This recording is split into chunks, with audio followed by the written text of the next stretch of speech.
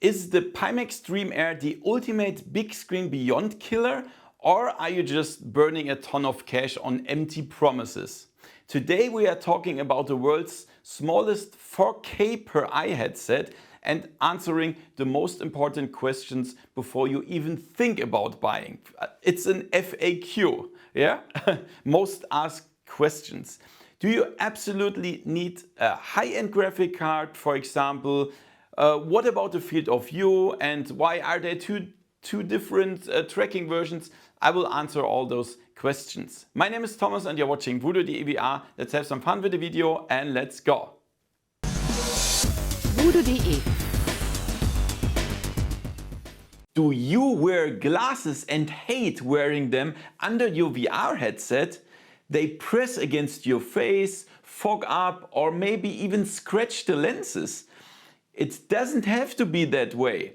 These are the prescription lenses from VR Rock. These lenses are custom made based on your exact prescription. The result? Perfect clear vision in VR, completely without glasses. And the best part, they are magnetic. Installation is super easy. Attach the adapter once and the lenses just click into place. Holds securely and fits perfectly. And for the PlayStation VR 2, they've even added a special cutout at the nose bridge for maximum comfort. They also have new lenses for all Ray-Ban Meta models now. You can choose from 5 different types, including mirrored, polarized or fast-reacting transition lenses. Best of all, they support a massive prescription range from -20 up to +12, using high index material to keep them ultra thin and comfortable even for high prescriptions. Every order includes free lens coatings for enhanced comfort and free worldwide shipping. So ditch the glasses from your headset and enjoy VR the way it's meant to be. Sharp, clear and comfortable. A 10% coupon link and code is in the description. So let's start with the basics. So what exactly is the Dream Air? So it's a small and lightweight 4K per eye VR headset with a lot of cool functions. And it delivers a resolution of 3840 by 3552 pixels per eye, which is really insane at native 90 Hz. And they use Sony Micro-OLED panels and concave view pancake lenses. And in my opinion, I have a lot of headsets. This is the best you can get right now from the display quality. And also the lenses are great. The horizontal field of view is officially 110 degrees, but with my alien skull, I only get like 100. But there is soon a new video on my channel. I don't know if I can make it in several weeks or so, with an awesome mod where you can improve all of that with the Dream Air and Dream Air SE. So yes, there's also a cheaper version, the Dream Air SE. And this is the entry-level model for around $899, something like that. And it offers a native 2.5K display. It's for high-end beginners, I would say. So it uses 90 Hz frame interpolation up to 2560 by 2560 pixels, and it has a standard Micro-OLED panel, not the Sony one. And let's be honest, a much smaller field of view of officially 105 degrees, but with my head I only had 70 degrees. But also here will be an awesome mod be incoming, so stay tuned on my channel. Talking about tracking versions and pass-through. So a big topic is tracking because there are significant differences here. So what options are there?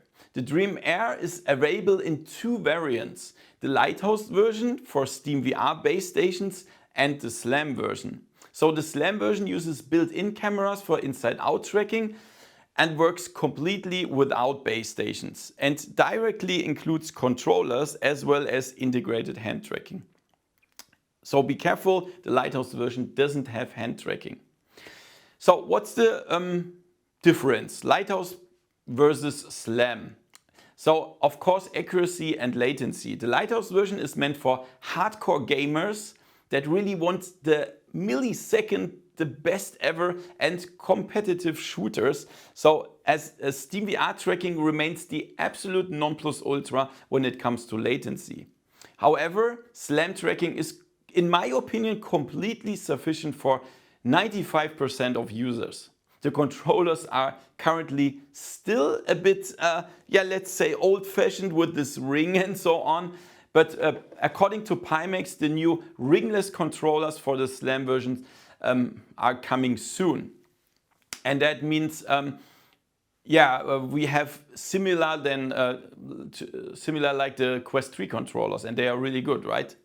Talking about Passthrough, very important, the Lighthouse version does not have any built-in cameras, so there's no mixed reality Passthrough like for the SLAM version or Meta Quest 3. But if you want to play mixed reality games, don't get a Pimax headset. They are not able to do that. Even the mixed reality in the SLAM version is only black and white and completely useless for mixed reality. It's only suitable for room setup or perhaps to grab your drink or so. But Pimax headsets are not mixed reality headsets. Topic: performance and hardware requirements. The most important question for PCVR gamers: can my PC even handle this? Which graphic card do I need? So Pimax states an RTX 2090 as the absolute minimum, but recommends an RTX 3070 or higher for a good experience. For me, I have an i9 14900KF and an RTX 4090, and everything is without any problems, because it's pretty good.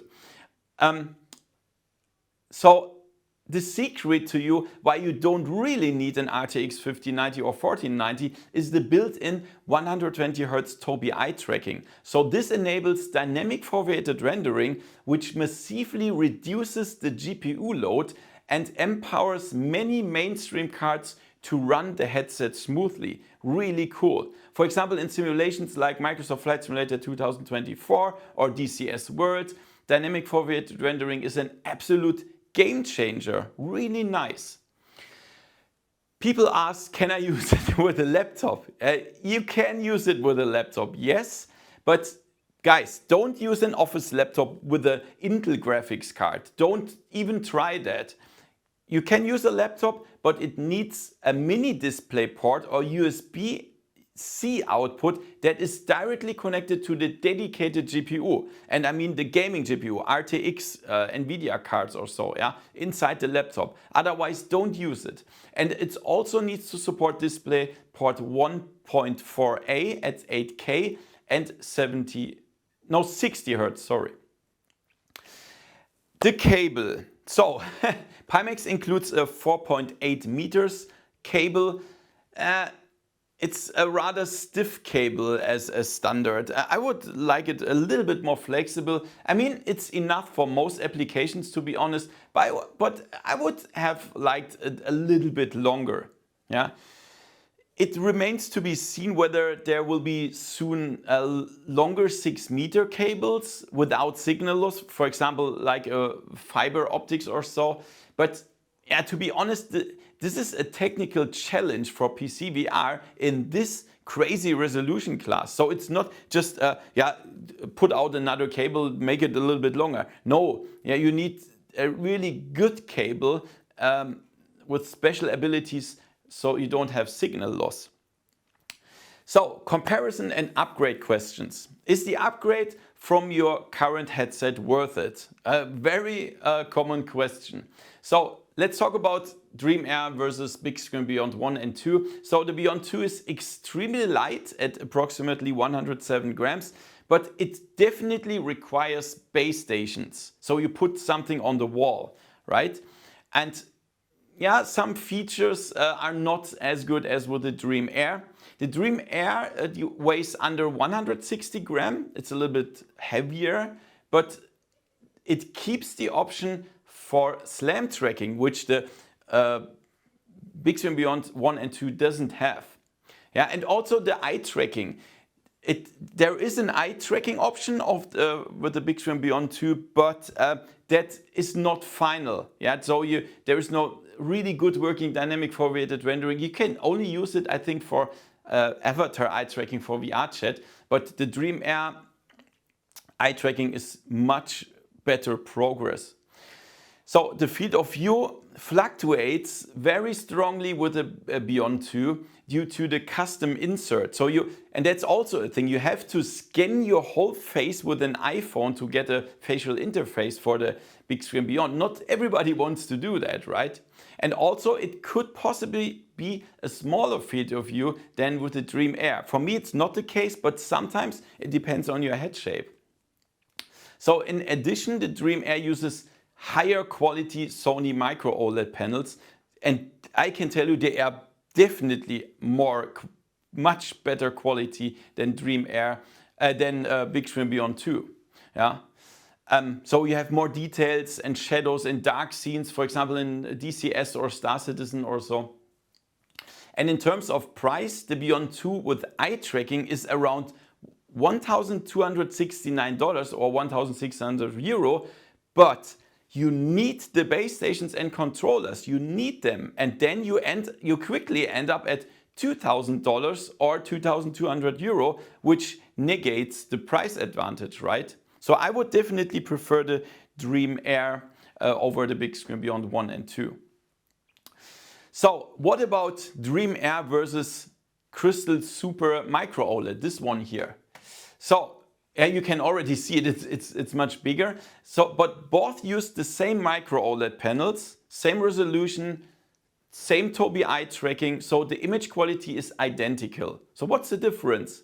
The Crystal Super scores with a larger field of view of, they say officially 116-degree horizontal. For me it's only 102, but I have an alien skull, right? But there are also mods incoming.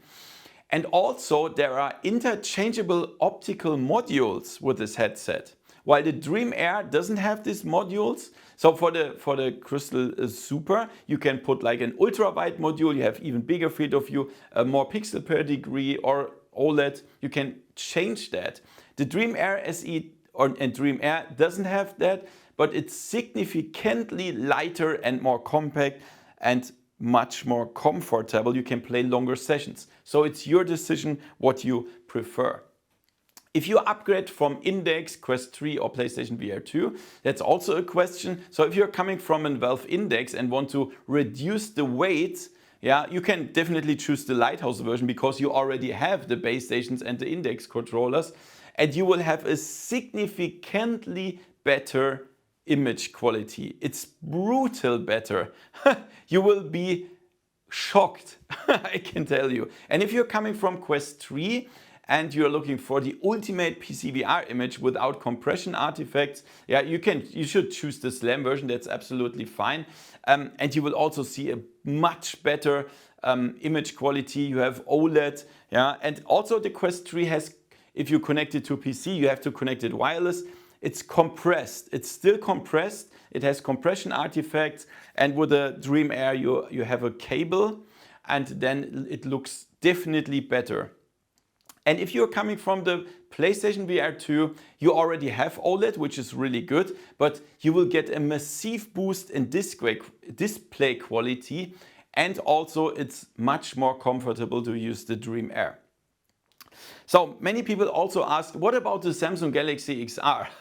So if you live in Europe, that's a no-go because it's not available.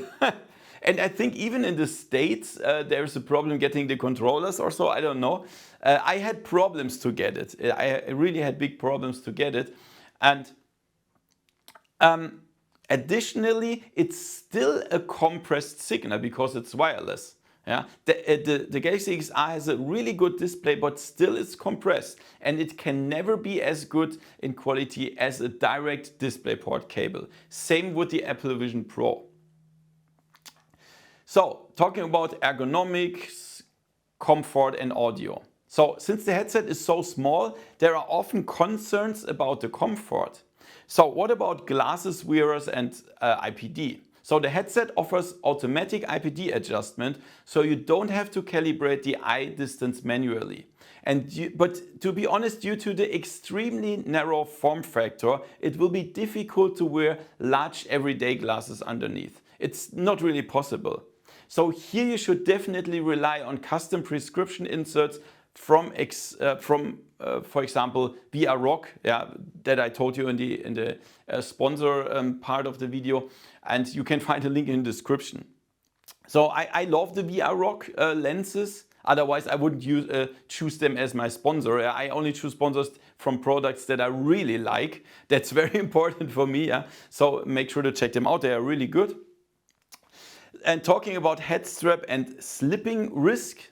So because the headset is extremely light, head movements feel natural. Yeah, the extremely low weight prevents the headset from slipping around during fast movements, and yeah, you can also use third-party straps like the Studio Form gasket, and you can also use further optimized things, because Pimax also put the 3D printer files in the net, and then you can use it and print your things yourself and so on. There will also be a video about the Studio Form gasket soon. Talking about audio, with such small headsets, audio is always a compromise, definitely. Yeah. So small speakers are integrated into the strap. For me, they are fine. It's absolutely fine. But for the ultimate experience, especially for the bass and simulators or so, I recommend using your own headphones, like in-ear or over-ear or whatever. Yeah? But for me personally, it's fine. Talking about price, availability and software. So how much does the fun cost? So depending on the tracking solution, the Dream Air costs €1,783 or €2,050. It's depending, yeah, on the Slam or Lighthouse version. In dollar, it's a little bit more, yes. And that sounds like a lot, right? But it's cheaper than, for example, the Apple Vision Pro, if you consider that, which is, I think, over 3,500. I think they even raised the prices, right? And €4,000. That's crazy. But the biggest cost factor is the two Sony Micro-OLEDs. You just check it out what such OLEDs cost in the industry. It's crazy, and that's the reason why that's so expensive. So if you want the best of the best, you have to pay more. That's with everything, with cars, with everything. Yeah. So it's not a beginner cheap headset. Yeah, definitely. And also, it's like compared to the Crystal Super OLED, it's only a small price increase, and it's much lighter as well. But you can also choose the Dream Air SE. This is still a high-end headset, but beginner high-end, I would say. This costs €802 or €1,070, depending on Slam or Lighthouse, or $899, I think it is, and for the Slam version, $1,199. Everything, of course, plus taxes and shipping. That's important. By the way, in the description, there's a link to my coupon lists. Yeah, you can get a little bit off. That's really cool. Don't forget it. Shipping and regions.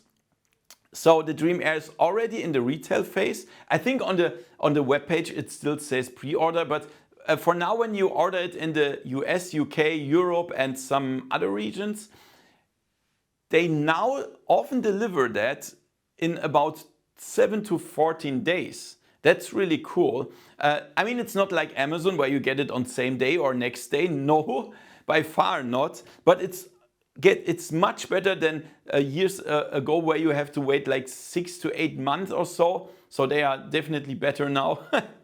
What about warranty and support? So the support of Pimax years ago was a catastrophe. Yeah, let's be honest. But they have improved its support in the recent years by far. Yeah, and now they also offer a 14-day return policy. And for non-quality reasons, you pay the return shipping, yes. But if you have hardware defects within the warranty period, they are repaired and replaced free of charge, of course. What with the software status? So the hardware is final. Perhaps with the Dream Air SE they changed the facial interface a little bit again, I don't know. But Pimax is continuously working on the Pimax Play 2.0 beta software, which I really like. It looks much more modern and so on. And they will also future optimize settings and clean up old menu items and so on. And also the availability of accessories like faceplates is steadily improving, at least according to Pimax, right? So guys, please make sure to use my coupon links in the description. Very important. That way you not only save money, but also get an individual contact person I can refer you to. That's cool.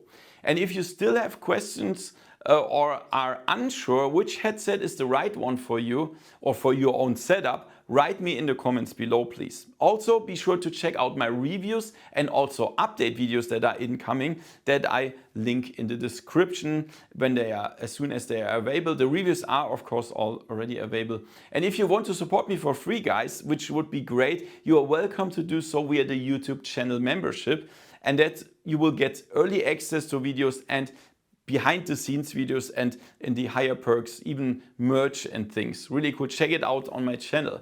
Thank you for watching. Thumbs up, subscribe, hit the bell, and see you next time in virtual reality. See ya!